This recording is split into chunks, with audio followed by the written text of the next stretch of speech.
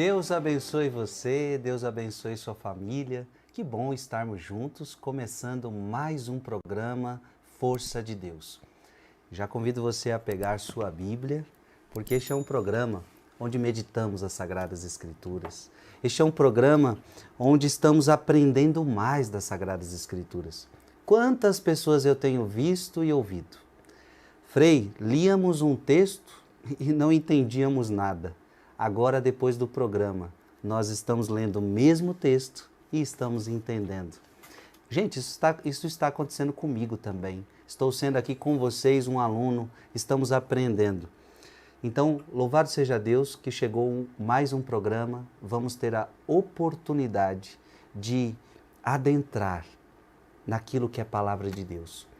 Algo tão sério, não é palavra de homens, é palavra de Deus. E, portanto, é um programa que nos alegra, porque é um programa que é sério, é um programa que tem seriedade, é um programa que tem profundidade. Não estamos aqui falando qualquer coisa de Bíblia, o que a gente acha, o que a gente pensa. Não estamos aqui perdendo o nosso tempo nem o seu tempo.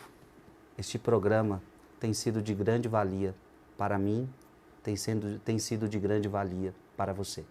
Eu quero saudar você que nos acompanha pela TV Século XXI, toda segunda-feira às 8h30 da noite. E quero saudar você que nos acompanha pelo meu canal do YouTube, Frei Gilson / Som do Monte, pelo canal do YouTube de Dom José Francisco Falcão. Seja muito bem-vindo. Vamos começar o programa de hoje. Antes, quero acolher Dom José Falcão. Alegria imensa ter o senhor aqui conosco. Que alegria estar com vossa reverendíssima Frei Gilson. Dom José, nós terminamos o programa passado, né? Lembrando você também que nós terminamos o programa passado falando das conjecturas. Podemos fazer conjecturas quando o texto cita realidades, mas não diz o que é, por exemplo, o espinho na carne, como vimos em 2 Coríntios, capítulo 12, versículos de 7 a 9. Como vimos também naquele maravilhoso texto, 2 Tessalonicenses, capítulo 2, versículo 3 a 8, sobre quem é o adversário, quem é o filho da perdição, quem é o homem da iniquidade, quem pode barrá-lo. Vimos isso no programa passado. A pergunta que eu faço para Dom José Falcão hoje é a seguinte, assim a gente começa. Muitas vezes o texto não é claro. O autor não foi tão claro. A pergunta é, quando não conseguimos descobrir a intenção do autor, quando estamos diante de um texto que não é tão claro, podemos emitir a nossa opinião? Eu, Frei Gilson, a minha opinião é esta. E mais, essa minha opinião, ela pode ser verdadeira? A pergunta é da mais alta relevância e foi abordada por Santo Agostinho na sua obra que talvez seja a mais comovente, a mais conhecida, o Livro das Confissões. Vamos ver daqui a pouco Santo Agostinho, mas em princípio a resposta é sim. Contanto que não se esqueça o que nós já abordamos aqui em programas anteriores, sim. Ou seja, eu não tenho o direito de emitir a minha opinião que seja contrária à Escritura, que me precede, que é a palavra de Deus. Eu não posso contradizê-la achando aquilo que ela nunca disse, ou achando aquilo que ela proíbe, aquilo que ela nega. Essa é a primeira coisa. Segunda, respeitada a fé da Igreja, respeitado o espírito com que a Escritura foi redigida, movida pelo Espírito Santo. O mesmo Espírito que moveu os autores sagrados a escrever, é o mesmo Espírito que move os corações para entender. Então, no texto que é claro, não tem muito que emitir opinião, seria isso? A opinião é naquilo que não está, digamos assim, explícito, que não está manifesto, etc. Mas até na clareza, as possibilidades de intuir, de compreender, de aprofundar são muitas. Mas Sim. Aí não estamos tratando de emitir opinião. Me permitam, por favor, isso não é doutrina minha não, é de Santo Agostinho. Por favor, Livro das Confissões, livro 12, capítulo 18, parágrafo 27. Ouvidas e meditadas todas essas teorias, não quero discussões sobre termos. Elas não servem para nada, senão para confundir os ouvintes.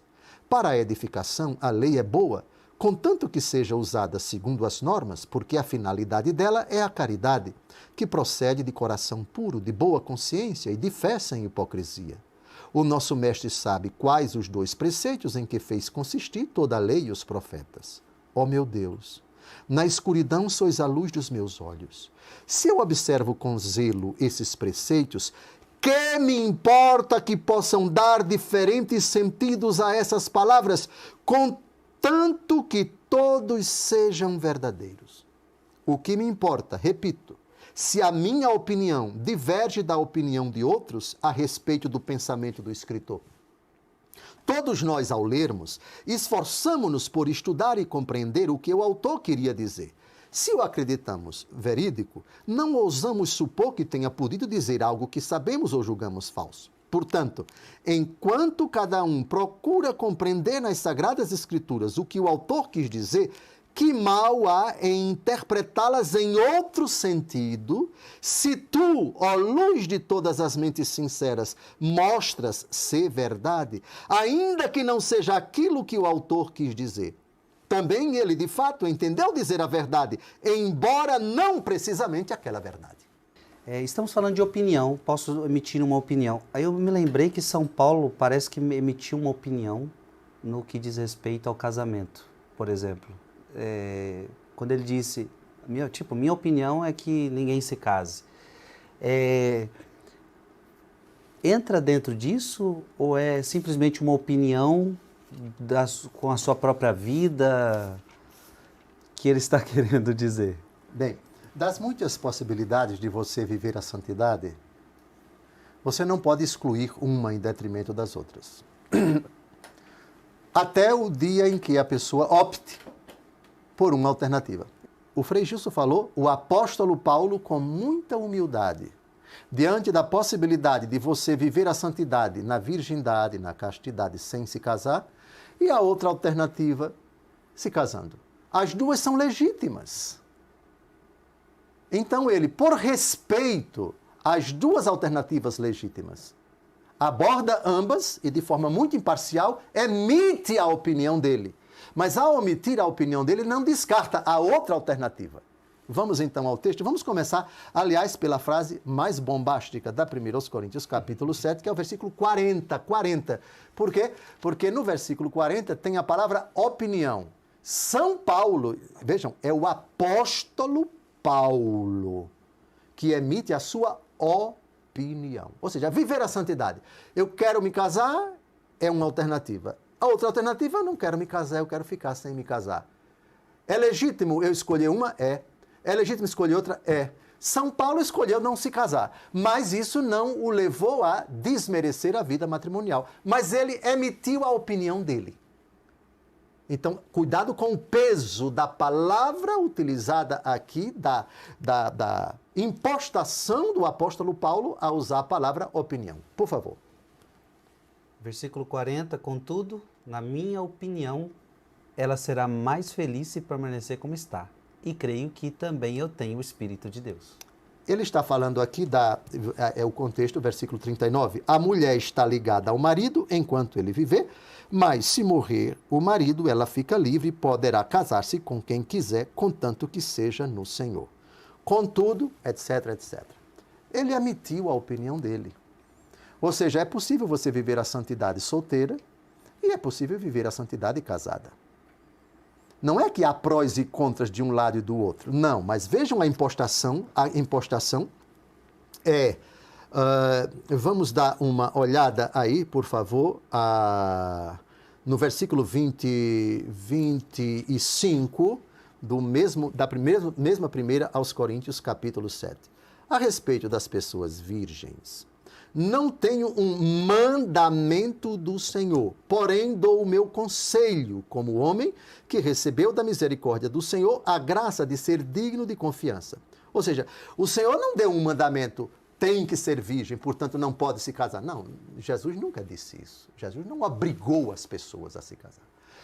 Jesus atestou a santidade do casamento, citou Gênesis capítulos 1 e 2 e acrescentou que Deus uniu, o homem não separe. Mas no mesmo capítulo 19, ele fala do celibato, eunucos por amor ao reino dos céus. O mesmo capítulo 19 tem as duas possibilidades de viver a santidade, casado e não casado. Jesus foi extremamente respeitoso e apresentou as duas modalidades, as duas formas, os dois estados de vida, digamos assim. Estado de vida não no sentido canônico atual. Ou seja, casado ou não casado. Celibatário ou não celibatário. Muito bem. Aqui, por isso, São Paulo diz, eu não tenho um mandamento, mas dou o meu conselho. Olha que bonito. Ou seja, no respeito à possibilidade que você tem de escolher, tanto dessa forma ou dessa forma, eu vou aconselhar você. Avancemos. Julgo, em razão das dificuldades presentes, ser conveniente ao homem ficar assim como é. Ele diz que é obrigatório, ele diz que é conveniente, isto é, permanecer solteiro. Estás casado? Não procures desligar-te. Não estás casado? Não procures mulher. Ou seja, continue como está. Está casado? Continue. Não está casado? Continue também. Mas, se queres casar-te, não pecas. Assim como a jovem que se casa não peca, todavia padecerão a tribulação da carne, e eu quisera poupar-vos. Pule agora para o versículo 30 e o versículo 32. Quisera ver-vos livres de toda preocupação. O solteiro cuida das coisas que são do Senhor, de como agradar ao Senhor. O casado preocupa-se com as coisas do mundo, procurando agradar a sua esposa.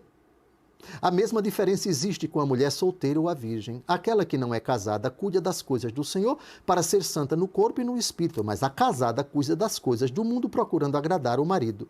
Digo isto para vosso proveito, não para vos estender um laço, mas para vos ensinar o que melhor convém, o que poderá unir ao Senhor sem partilha. Vejam a imparcialidade do apóstolo Paulo. Ele não opta e impõe isso para os seus leitores, isto é, que vocês não se casem de jeito nenhum. Não, eu vou dar um conselho para vocês. As alternativas são essas duas. Na minha opinião, versículo 40, por favor, ela será mais feliz se permanecer como está. E creio que também eu tenho o Espírito de Deus. Como eu disse, a opinião de Paulo está na palavra de Deus. A pergunta é se eu posso dizer que a opinião de Paulo está no mesmo nível de uma palavra, por exemplo, de Jesus Cristo. Quando Jesus Cristo diz, amai-vos uns aos outros.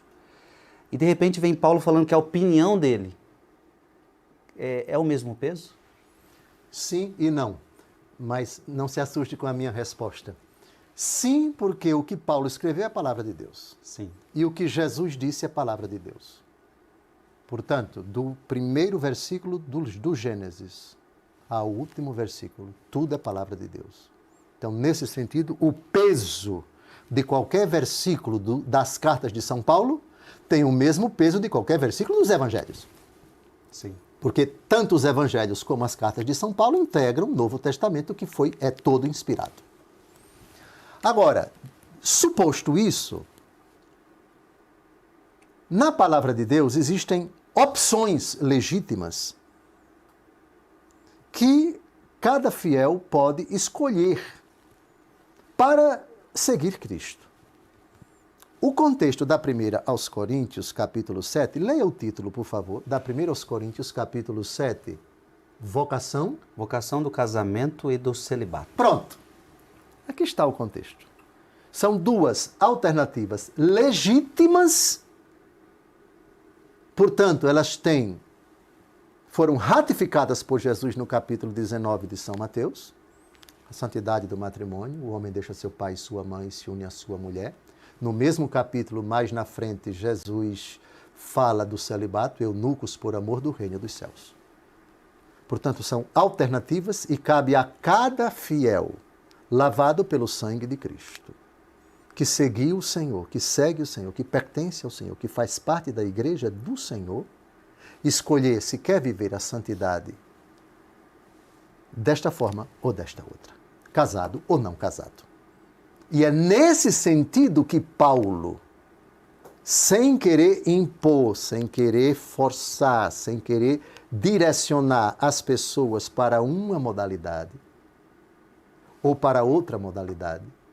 Ele que já optou por uma delas, celibato, ficou sem se casar, aconselha, opina. Porém, há determinadas impostações do apóstolo Paulo nessa primeira aos Coríntios, e ele toma muito cuidado em dizer, isso aqui é um conselho meu, isso aqui é uma opinião minha. Mas em outra ocasião ele diz, aqui não sou eu, aqui é o Senhor que manda. Sim. Vamos ver? Vamos ver? Sim, sim. Por favor. Começo da 1 Coríntios, capítulo 7. Versículo 1, por favor. Agora, a respeito das coisas que me escrevestes, penso que seria bom ao homem não tocar mulher alguma. Penso que seria bom. Então ele não está dizendo, vocês não podem tocar em mulher alguma. Não. Penso que seria bom. Então ele opina para aqueles que ainda não casaram, seria bom. Porém, ele sabe que a natureza humana é frágil, aí ele avança. Todavia, considerando o perigo da incontinência, cada um tem a sua mulher, e cada mulher tem o seu marido. Perigo da incontinência. Muito bem. Agora vamos avançar. O marido cumpra o seu dever para com sua esposa e da mesma forma também a esposa o cumpra para com o marido. A mulher não pode dispor do seu corpo, ele pertence ao seu marido, e da mesma forma o marido não pode dispor do seu corpo, ele pertence à sua esposa. Avançando. Não vos recuseis um ao outro a não ser de comum acordo por algum tempo para vos aplicardes à oração. E depois retornai novamente um para o outro, para que não vos tente Satanás por vossa incontinência. A Bíblia é sábia. E São Paulo acrescenta, por favor, versículo 6. Isto digo como concessão, não como ordem. São Paulo não tem autoridade para ordenar que as pessoas façam sexo todos os dias. Há ocasiões em que os dois, em comum acordo, por breve tempo, para se dedicar à oração, preferem se abster do ato sexual. Por isso, ele respeitosamente diz, uma concessão, não uma ordem. Pois quereria, versículo 7, por favor. Pois quereria que todos fossem como eu. Quereria que todos fossem como eu. Mas cada um tem de Deus um dom particular, uns este, outros aqui. Mas vamos avançar, por favor. Versículo 10. A possibilidade de se separar. A separação é legítima dentro do matrimônio? São Paulo, versículo 10. Aos casados mando, não eu, mas o Senhor, que a mulher não se separe do marido. Aqui já não é ele, é o Senhor. Olha que interessante, né, gente? Uma hora Paulo está falando, isso aqui é eu que estou falando, é a minha opinião. Agora ele já muda o jogo. Aqui ele muda o jogo. Agora não é eu, agora não é a minha opinião, agora é Deus falando. Perfeitamente. Quem casou não se separe. Exato, mas o versículo 11 é a regra. Versículo 10, não se separe. Mas aí vem a exceção.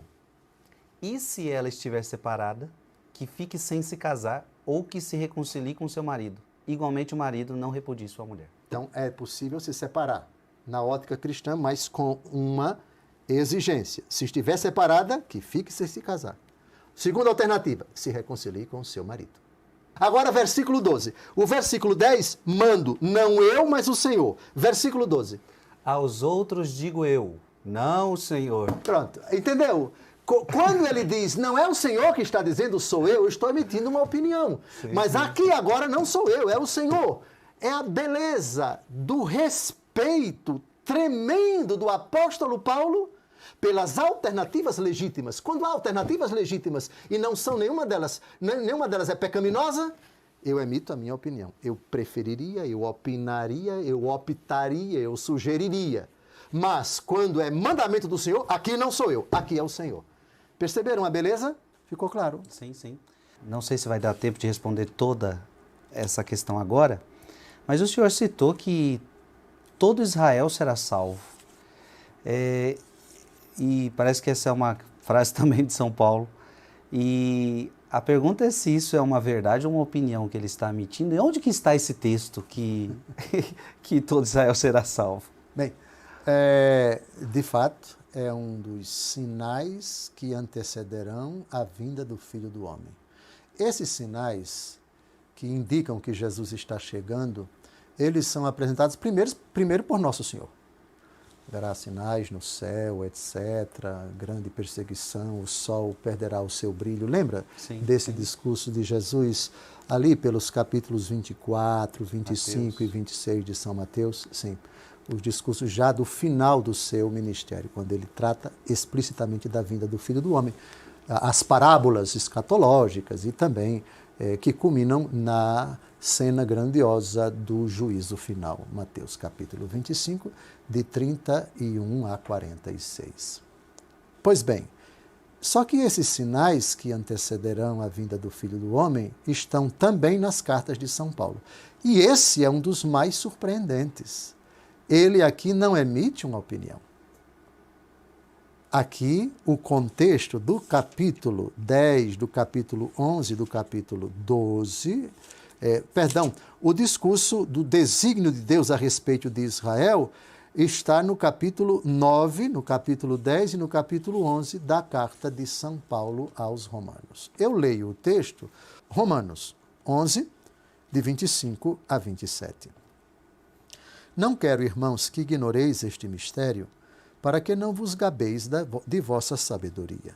Esta cegueira de uma parte de Israel só durará até que haja entrado a totalidade dos pagãos. Então, Israel, em peso, será salvo.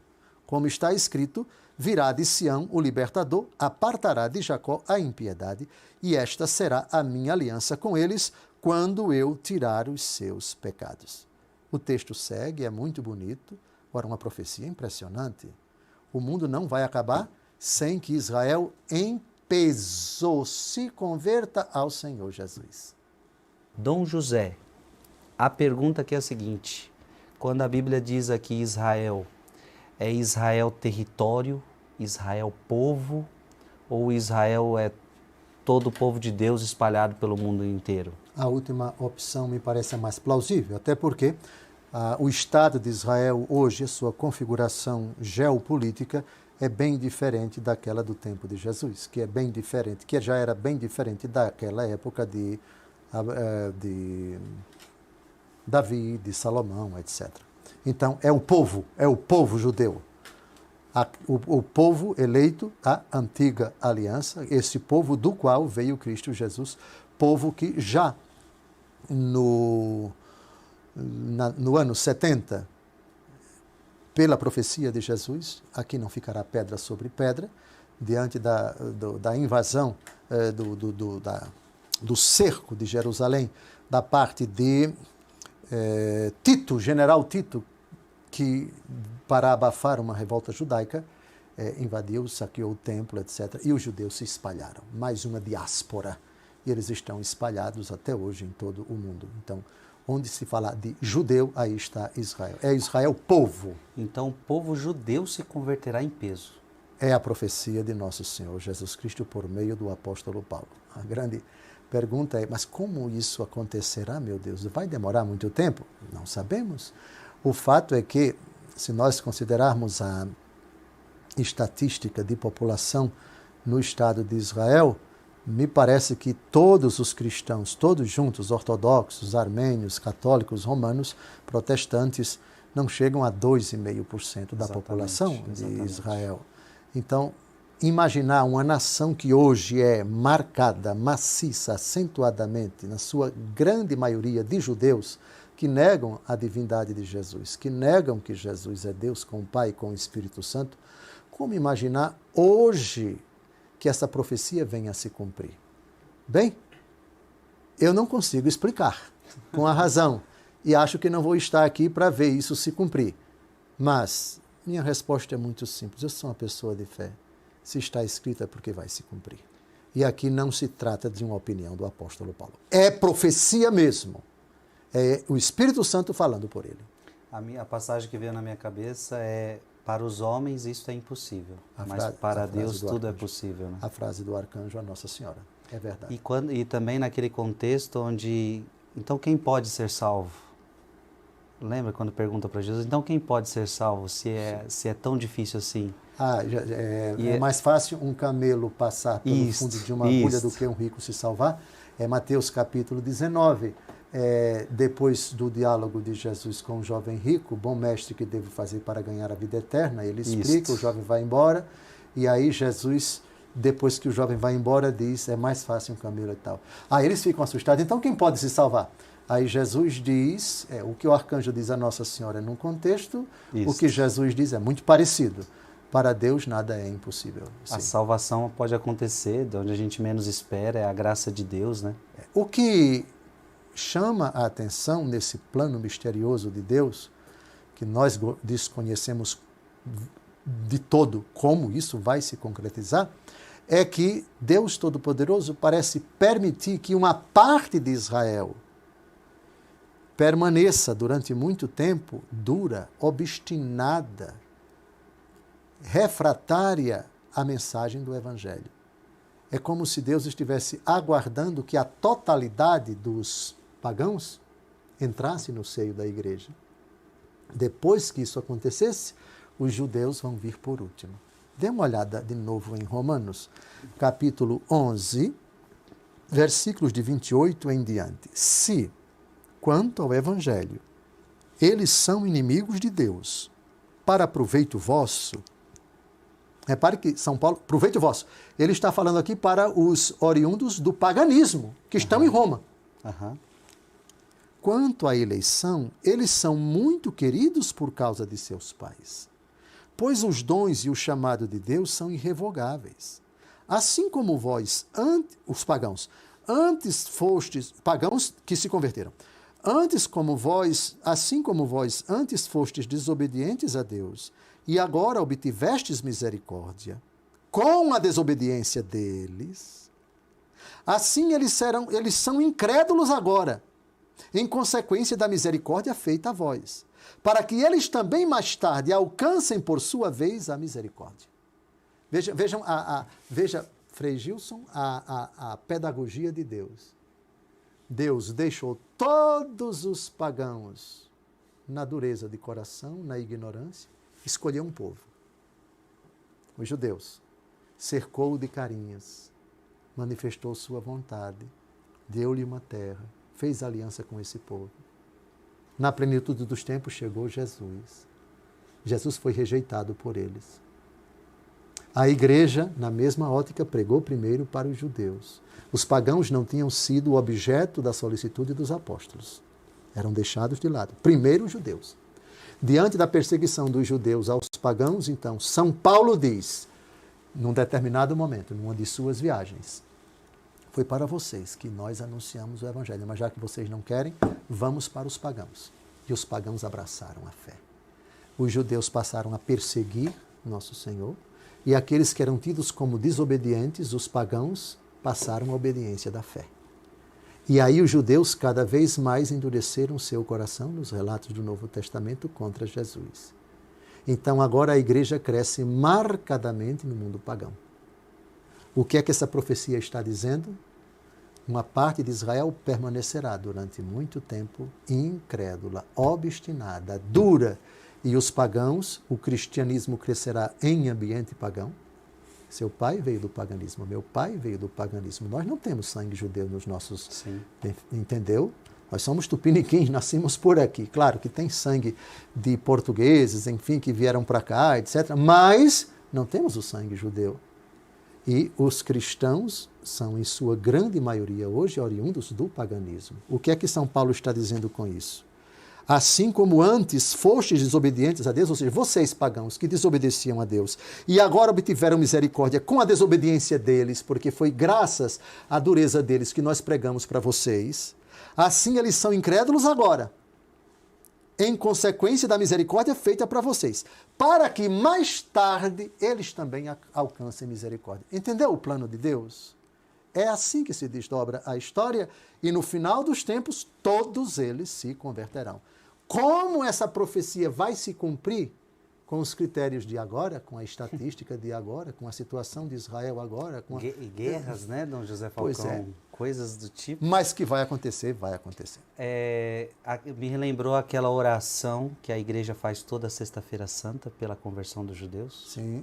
Então é uma resposta que também Deus irá fazer essa oração de toda sexta-feira santa da igreja. E a pergunta é se esse se converterá em peso significa todos. Todos. É uma expressão que aqui na língua portuguesa também pode se traduzir em massa, ou seja, em grande quantidade. E esse massa aqui deve ser entendido no sentido de totalidade. Veja as 3 últimas palavras do versículo 25.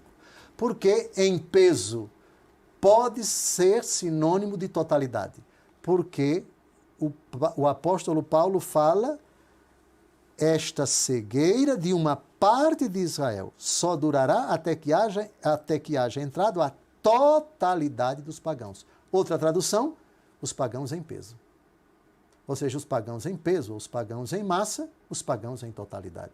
Da mesma forma para os judeus. Eu repito, não me pergunte com nenhuma análise sociológica, geopolítica, de guerra, de convicções religiosas dos judeus de hoje, como é que eles vão se converter em massa para Jesus? Eu não sei. Mas eu só sei o seguinte, meu filho, está escrito, e é palavra de Deus, e eu tenho que acreditar. Eu sou uma pessoa de fé. O que parece absurdo para mim agora, se um dia eu chegar no céu, e espero, de lá eu terei uma outra perspectiva e verei essa profecia se cumprir. E eu lhe digo, Jesus não virá antes que essa profecia se cumpra. Jesus não virá antes que todos os sinais pregados por ele e em outros lugares dos livros do Novo Testamento se cumprirem. Vão se cumprir porque é profecia. E nós estamos muito no Novo Testamento, estamos falando muito de São Paulo. E aí eu quero fazer uma pergunta a Dom José Falcão, se no Antigo Testamento tem essa realidade de opinião também no Antigo Testamento. A resposta é a mesma que nós já demos para o Novo Testamento. A respeito disso, Frei Gilson, eu gostaria de citar outro texto de Santo Agostinho que ilustra precisamente isso. Quando lermos o Antigo Testamento, aquilo que Moisés escreveu, os outros autores escreveram, e nós não sabemos a intenção dele, o que é que ele quer dizer com aquilo, é lícito que nós emitamos a nossa opinião, que pode também ser a opinião certa. Uma parte da verdade naquele texto misterioso e enigmático que vai se revelar verdadeira, porque é fruto da ação do Espírito Santo. Não sabemos o que pedir nem orar como convém, Romanos 8, de 26 a 28, mas o Espírito vem em auxílio da nossa fraqueza e ele opera em nós com gemidos inefáveis. Isso se aplica não apenas à oração, mas também à interpretação da Escritura. Vamos ver o que Santo Agostinho diz sobre isso. Aspas. Quando alguém disser, Moisés entendeu isto como eu, e outro, não, ele pensou como eu, julgo ser de espírito religioso dizer, por que não as duas interpretações, se ambas são verdadeiras? E se alguém encontrar um terceiro e um quarto ou mais sentidos verdadeiros, por que não acreditar que Moisés os viu todos? Ele de quem Deus se serviu para adaptar os escritos à inteligência de muitos que haviam de neles descobrir coisas verdadeiras e diferentes. Com efeito, e o declaro intrepidamente do fundo do coração, se eu, tendo alcançado a culminância da autoridade, devesse escrever alguma coisa, teria maior prazer em fazê-lo de modo que minhas palavras proclamassem tudo aquilo que alguém pudesse conceber de verdadeiro nesse assunto, ao invés de propor uma única afirmação clara que excluísse qualquer outra, mesmo não evidentemente falsa. Portanto, não quero ser temerário, meu Deus. Olha que bonito, que homem fantástico. Não quero ser temerário, meu Deus, a ponto de acreditar que tal homem não mereceu de ti esse privilégio. Sem dúvida, ao escrever essas palavras, ele percebeu e pensou nas verdades que já somos capazes de descobrir nelas. E, com certeza, pensou nas verdades que ainda não fomos capazes de descobrir, mas que naquelas palavras dele poderão ser encontradas. Eu confesso que lendo Santo Agostinho eu fico cada vez mais apaixonado, não só por ele, mas principalmente pela palavra de Deus. Quanta intuição, quanta beleza. E aí, né, Dom José, me faz pensar, tem pessoas que dizem que a igreja é autoritária, que ela, por exemplo, é isso, pronto e acabou. Olha a liberdade no espírito de Santo Agostinho, um dos homens mais inteligentes, dizer vários significados, vários sentidos pode ser dado à mesma palavra, ou seja, não tem alguém autoritário dizendo é só isso, pronto e acabou. Claro, desde que esteja baseado na verdade, desde que seja ungido pelo Espírito Santo. Isso é lindo, isso é incrível. O que me assustou e comoveu, mas assustou no bom sentido, me comoveu nesse texto, é isso. Porque admitir somente que, mesmo não conhecendo a interpretação dada pelo autor, a gente não consegue porque o texto não está muito claro, que somente uma ou duas ou três interpretações é que esgotam e explicam completamente o texto não claro. Não. Aí ele vai mais além. Por que não imaginar que o próprio autor sagrado, iluminado por Deus, tinha essa visão? Isso daqui é tão profundo, tão inesgotável, porque vai ser escrito agora, estou escrevendo agora um texto enigmático, porque ele admite, ele comporta milhares de significados. E esses significados vão sendo descobertos, vão sendo intuídos em várias épocas, em vários lugares, em vários continentes. Pelo analfabeto, pelo culto, pelo papa, pelo simples leigo, por um religioso semi-analfabeto, por Irmã Dulce, por Santa Dulce dos Pobres, por Nha Chica, quase praticamente analfabeta, por aquele que tem um mestrado, por ter um doutorado, todos lendo em diferentes lugares, nunca se viram, nunca se conheceram, nunca leram, nunca souberam a interpretação dada pelo outro, mas todas elas verdadeiras, porque inspiradas pelo Espírito Santo. Isso é bombástico. Demais. Quando o senhor leu aqui também que ele pensou nas verdades que ainda não fomos capazes de descobrir.